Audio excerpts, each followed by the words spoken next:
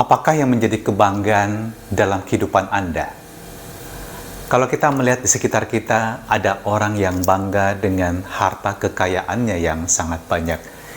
Rumah yang megah, mobil yang mewah, tabungan yang banyak. Anak-anak sekolah di luar negeri. Ada juga yang bangga dengan prestasinya, pencapaiannya dalam dunia usaha atau pekerjaannya. Bangga dengan jabatan yang dimiliki, bangga dengan posisi yang diberikan kepadanya. Ada yang bangga dengan memiliki banyak teman, banyak sahabat. Setiap saat bisa berkumpul, rame-rame, makan, minum, dan ngobrol. Tetapi kalau kita renungkan, apakah semuanya itu yang menjamin kita merasa bahwa hidup kita berarti? Itukah yang menjamin kebahagiaan kita? Bayangkanlah jika suatu saat terjadi dalam hidup seseorang, kesehatan terganggu, dia sakit, terbaring, tidak berdaya.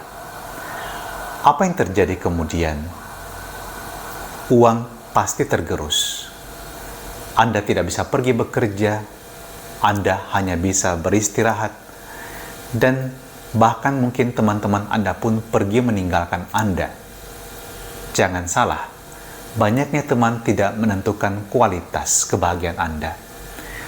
Tetapi teman-teman yang dapat bertahan dalam situasi yang sulit bersama Anda, yang tetap support Anda, itulah teman-teman yang dapat Anda andalkan.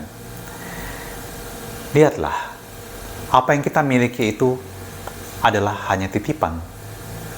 Kita tidak dapat menganggapnya sebagai buah pencapaian kita dan membuat kita menjadi sombong alias tinggi hati.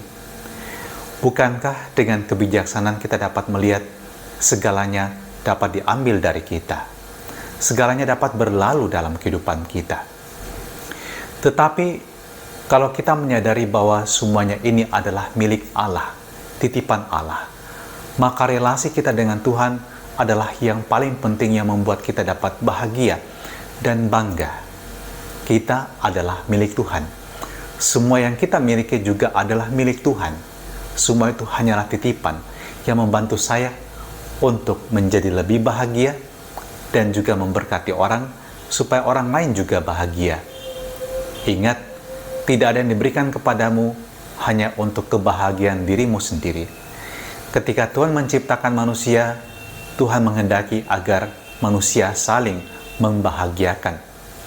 Saya mengajak Anda untuk merenungkan apa yang dikatakan Paulus dalam suratnya kepada jemaat di Korintus. Semua itu adalah milik kalian, kata Paulus.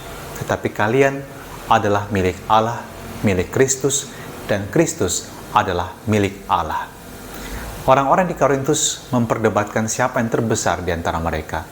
Mereka merasa bahwa mereka murid Apolos, murid Paulus, siapapun juga tokoh-tokoh yang ada yang mereka kenal pada waktu itu.